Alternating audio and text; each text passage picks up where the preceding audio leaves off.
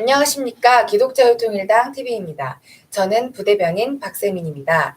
지난번과 이어서 구 대표님께서 함께 말씀을 드리겠습니다. 대표님 안녕하십니까? 네, 반갑습니다. 네. 고영일 변호사입니다. 네. 네. 광주광역시장이 송정중앙교회 담임 목사님을 고발하였다가 취하했다는 소식이 들리는데 어떻게 된 일인가요?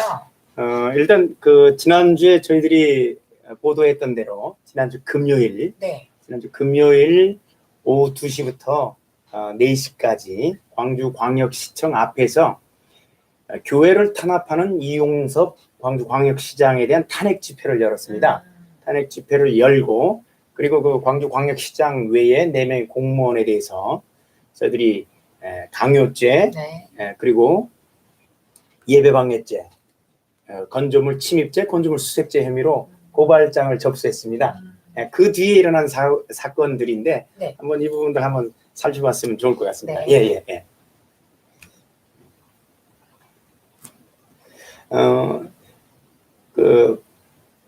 이 부분과 관련해서 취하가 왜 됐을까라고 여러분들이 이제 문의를 하시는데 저희들은 우선 이제 이 탄핵 집회, 광주광역시장에 대한 탄핵 집회를 저희들이 지난주 금요일 오후 2시부터 4시 사이에 기독자의 통일당, 광주시당, 그리고 이제 전남도당 중심으로 해서 한 100여 명 가량이 모여서 탄핵 집회를 하면서 광주광역시장이 광주 송정중앙교회 담임 목사님을 고발한 거에 대해서 저희들이 상당히 강하게 시위를 하고 왔는데 많은 연사들이 오셔서 여기에 대해서 항의를 해주셨고 그 뒤에 그 시위가 끝난 뒤에 어제까지 광주 지역과 전남 지역을 비롯한 많은 교회 성도들이 광주시청에 항의 전화를 했습니다.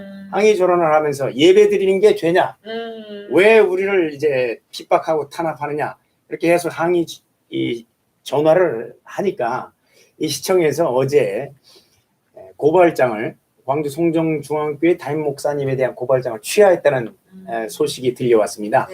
많은 기독자의 통일당 당원 여러분들과 그리고 그 광주 지역에 그리고 전남 지역에 계시는 성도 여러분들 너무 감사합니다. 여러분들이 기도와 그리고 항의를 통해서 하나님께서 광주시청 그리고 광주시장의 마음을 움직여 주신 거라고 생각합니다. 네. 지난주에 그러면 이제 기독자의 통일당 주최로 교회를 탄압하는 광역시장을 탄핵 집회를 하셨다고 방금 말씀을 하셨잖아요.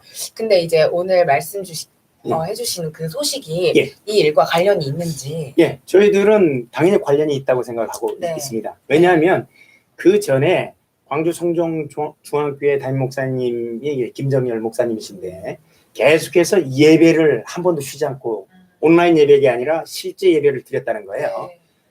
그래서 이제 광주시장에게 이 미운털이 박힌 거예요.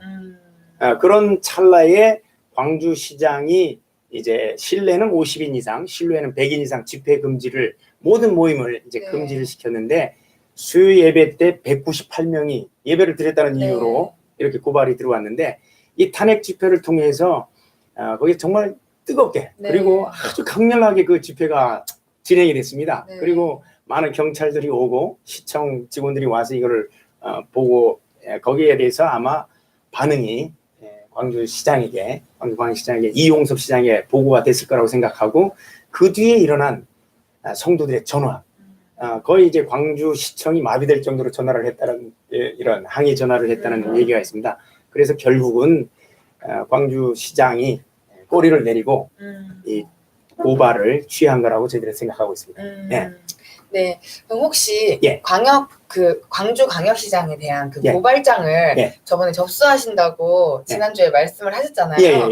그게 접수가 되었나요? 그날 집회가 끝나고 한 5시경에 저희들이 가서 여기 보면 한번 볼까요? 그 고발장 접수했다는 요 고발장을 들고 가서 저희들이 바로 이렇게 고발 접수증을 받아왔어요. 접수일은 2020년 7월 31일 17시 27분, 즉 오후 5시 27분경에 가서 고발장을 접수했습니다. 고발 대상자는 광주광역시장 그리고 광주광역시청 공무원 2명 광산구청 직원 1명, 그리고 광산경찰서 경찰관 1명, 총 5명에 대해서 네. 고발을 했습니다. 그 고발 취지는 네. 여러분들 보시는 것처럼 네. 강요죄, 네. 강요죄와 그리고 예배방해, 네. 그리고 건조물 침입죄, 건조물 수색죄 혐의로 이들을 고발했는데 네. 이 부분에 대해서 하나씩 한번 볼까요? 네. 왜 강요죄가 되는지. 네. 자, 우선 이 부분에 대해서 광주시장이 7월 2일부터 이 부분이 맨 처음 일어난 게 7월 2일부터 8월 2일까지 사회적 거리두기 2단계 조치를 취했습니다. 네. 그 내용은 실내는 50인 이상, 실외는 100인 이상, 모임이나 집회 어떤 것도 하지 않아야 된다는 이런 조치를 취했는데 네. 이 부분과 관련해서 이 처분 자체가 저희들은 위법하다는 거예요. 왜냐하면 우리 헌법 37조 제2항은 이렇게 되어 있습니다. 모든 국민의 자유와 권리는 국가안전보장, 질서유지, 공공복리를 위하여 필요한 경우에 한하여 침해할 수 있다. 그러나 본질적인 내용을 침해하지 못한다고 되어 있습니다. 이 부분을 우리가 헌법적으로는 비례의 원칙에 반하면 안 된다는 거예요. 네. 그러니까 목적이 정당해야 되고 어떤 처분이 있으려면 국민의 권리를 제한하는 처분을 하려면 목적이 정당해야 되고 수단도 적정한 수단이라 해야 되고 그 다음에 침해가 최소가 있어야 되고 달성하려는 공익하고 침해되는 우리 개인의 권리가 균형을 이루어야 되는 거예요. 자기들은 이제 이게 감염병 예방이라는 공공복리를 위한 거라고 얘기를 하는데 그거는 저희들이 수긍할 수 있어요. 공공복리 목적으로 감염병 예방, 특히 코로나19의 확산을 방지한다는 점에서는 우리가 그 목적의 정당함을 인정할 수 있지만 수단이 적정하냐? 네. 자, 영암군청은 100명이 넘게 근무해요. 근데 영암군청에서는 실내에서 100명이 넘는 사람들이 근무하는데 코로나 환자가 발생했어요. 그럼 실내 50인 이상, 실외는 100인 이상 집회금지를 실외에서 발생한 사례는 대한민국에 없습니다. 다 실내 밀폐된 공간에서 발생했는데 영암군청은 100인 이상이 근무하는데도 발생을 했고 그럼 50인 이상 실내 100인 이상 일하는 제한 조치라는 이 수단이 적정한지 이게 과학적 근거가 없는 거예요. 자기 마음대로 한 거예요. 자기 마음대로. 예컨대 우리 이태원에서 발생한 클럽에서 클럽 몇 명이었죠? 2,000명. 네. 2,000명이 들어간 클럽이 실내 거기 50인 이상 더 됐고 뭐 물론 그렇게 됐죠. 근데 50인 이상 실외는 100인 이상 하면 코로나가 발생이 안 되나요? 그러니까 적정한 수단이 안 된다는 거예요. 네. 그 다음에 치매의 최소성인데 예컨대 광주 송정중앙교회는 5,000명이 넘는 교인이 있습니다. 그리고 대예배실이 3,024석, 3,024명이 앉을 수 있는 자리에 198명이 앉았어요. 그럼 3,000명이 넘게 앉을 수 있는 자리에 198명이 앉으면 듬성듬성 앉았어요. 어떻게 앉았을까요? 막 이제 거의 사람을 거의 세야 되는 거야. 네. 한 긴 의자에 한 사람씩 앉아야 그렇게 된다는 거예요. 그러면 만약에 50명씩 5,000명이 넘는 사람이 예배를 1시간씩 드리려면 몇 번의 예배가 필요한가요? 5,000명. 예. 5,000명이 50명으로 나면 100번이 네. 필요하잖아요. 근데 하루가 몇 시간이죠? 24시간. 24시간. 예배는 1시간씩 드리잖아요. 네. 그러면 최대한 해봐야 어떻게 해요? 5,000명 다 드릴 수 있어요. 100번을 예배를 드려야 그 5,000명이 다 드릴 수 있는 거예요. 네. 그러면 24번밖에 못 드리는 거예요. 그것도 0시부터 다음날 0시까지 해도. 그럼 이 예배를 드리는 자유는 완전히 다 박탈내버리는 거예요. 결국 최소 침해의 원칙에서도 반한다는 거고 그 다음에 법익의 균형성이라는 부분에 있어서도 달성하려는 목적은 감염병 예방이라는 목적 그 법익이 달성되는 거하고 그럼 침해되는 예배의 자유는 그 두 개를 균형을 놓고 봤을 때 균형이 있다고 봐요? 한쪽은 예배를 아예 못 드리고 네. 감염병은 그 교회에서 발생도 안 했는데 네, 그러니까 법익의 균형성도 인정되지 않아서 이 처분 자체가 2단계 처분 자체가 위법이고 위헌적인 처분이라는 거예요. 여기에 기해서 처분이 100명, 실외는 100명, 실내는 50명으로 이루어졌는데 우선 강요죄 부분은 예배를 드리자마자 신고가 접수됐다면서 다음 날 사람들이 찾아온 거예요. 구청 직원 2명, 그 다음에 시청 직원 2명, 경찰관 1명 이렇게 와서 4명인지 5명인지 와서 어떻게 했느냐. 어제 198명이 예배를 드렸죠. 거기에 대해서 드렸다는 사실에서 서명하세요. 그리고 198명 드렸다는 교인 출입 명부를 제출하세요. 사본을. 이거를 제출할 의무가 있을까요? 목사님한테? 없죠. 그리고 서명을 강요할 그 권한이 있어요? 없어요. 만약에 이 출입 명부를 제출하는 것도요. 압수수색 영장 없이 이거 가져가면 이거는 이게 법에서 위법이라는 거예요. 압수수색 영장 없이 강요를 한 거예요.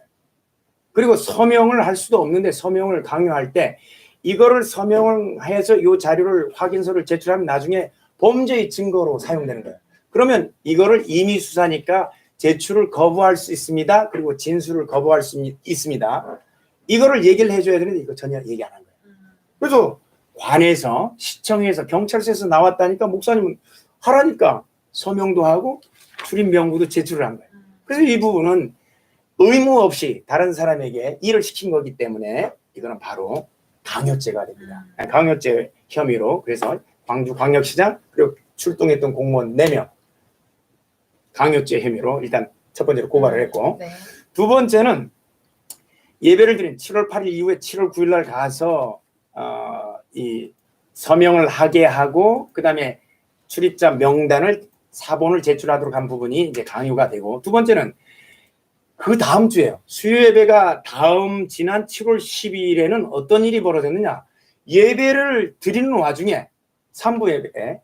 11시 30분 광주 송정중앙교회는 예배를 드리는데 예배를 드리는 와중에 공무원 2명이 와서 50명이 들어왔는지 숫자를 세는 거예요. 아니 예배를 드리는데 공무원이 들어와서 숫자를 세면 예배 집중할 수 있겠어요? 방해되죠. 목사님은 설교를 제대로 할 수 있을까요?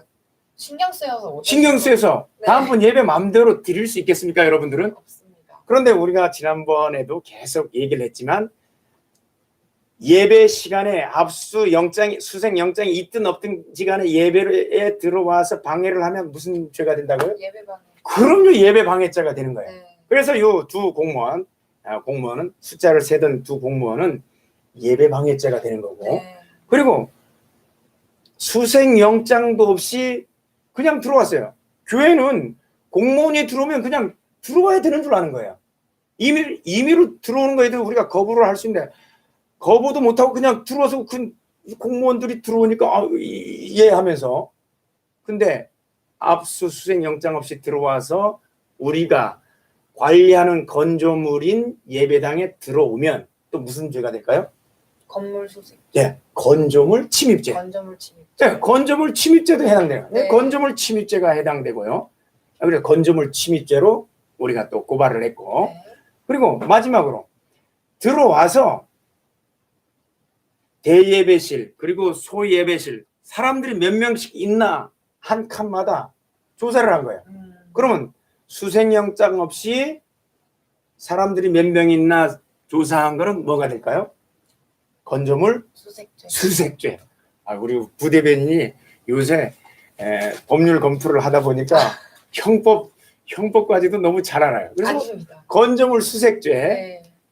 건조물 수색죄로 해서 저희들이 4가지 혐의로 이 광주 광역시장 네. 그리고 출동했던 공무원 4명 네. 이분들에 대해서 강요죄, 예배방해죄, 건조물 침입죄, 건조물 수색죄 혐의로 지난 금요일 네. 5시 27분, 오후 5시 27분 광주지방검찰청에 고발장을 이와 같이 제출을 하고 접수증을 저희들이 받았습니다. 네. 고영일 대표님 역시 너무 고생이 많으십니다. 아니 우리가 네. 교회를 보호하기 위해서는 네. 우리가 교회에 우리가 몸담고 있는 법조인들은 누구나 저는 나서야 된다고 생각을 하고 네. 다만 저희들은 이제 기독자의 통일당이 있으니까 누구보다도 이 소식을 빨리 접할 수 있기 때문에 먼저 나섰을 뿐이라고 생각을 하고요. 네. 앞으로 많은 교회들에게 저희들도 이제 부탁을 드립니다. 공무원이 들어왔을 때 그냥 공무원이라고 경찰관이라고 우리 교회 마음대로 들어오면 될까요? 안 된다는 거예요. 압수수색 영장 없이 들어오게 되면 건조물 침입죄, 네. 그리고 예배 시간에 들어오면 예배 방해죄. 그건 압수수색 영장이 있든지 없든지 예배를 방해하면 예배 방해죄예요. 그리고 압수수색 영장 없이 들어와서 물건을 어떤 서류를 제출하라. 그리고 돌아다니면서 조사를 하면 건조물 수색죄. 수색죄로 처벌이 됩니다. 이 부분을 저희들이 이미 이제 우리 유튜브라든가 우리 기독자의 통일당 홈페이지에 그 파일들 이미 올려놔 있죠. 그걸 다운받아서 교회 건물에 붙여 놓으시고 교회에 출입하는 공무원에게 교회 문턱을 넘어온다 하면 그걸 보여주십시오. 영장 가지고 오셨습니까? 영장 없으면 들어오면 건조물 침입죄가 됩니다. 수색하시면 건조물 수색죄가 됩니다. 예배 중에 들어와서 숫자를 세거나 그렇게 하시면 예배 방해죄가 됩니다. 이렇게 말씀을 해주시고 그런 공무원이 그대로 들어오시면 소속과 이름만 적어서 저희들에게 보내주시고 그 내용을 올려주시면 저희들이 얼마든지 우리 한국교회를 위해서 달려가서 그런 공무원들을 고발하는 조치를 앞으로도 계속해서 취할 예정이고 교회를 보호하도록 저희들이 최선을 다하겠습니다. 네, 네. 감사합니다. 네. 정말 한국교회의 유일한 희망은 정말 제가 생각해도 기독자의 통일당밖에 없는 것 같습니다. 하나님이시고요. 네. 저희들은 그냥 속으로만 사용되는 네. 겁니다. 네. 그럼요. 하나님의 예. 통로는 네. 정말 기독자의 통일당이 큰 역할을 하고 있는 것 같습니다. 정말 그렇게 많은 분들께서 이 기독자의 통일당이 더 하나님의 통로로 크게 쓰임받을 수 있도록 많은 후원을 해주시면 감사하겠는데요. 네. 당비 납부 ARS 번호로 전화를 주시면 원클릭으로 당비를 납부하실 수가 있고요. 또한 CMS 링크로 간편하게 당원 가입 및 후원을 해주시면 정말 감사드리겠습니다. 네, 지금까지 기독자의 통일당 TV였습니다. 좋아요와 구독 꼭 눌러주세요. 감사합니다. 감사합니다.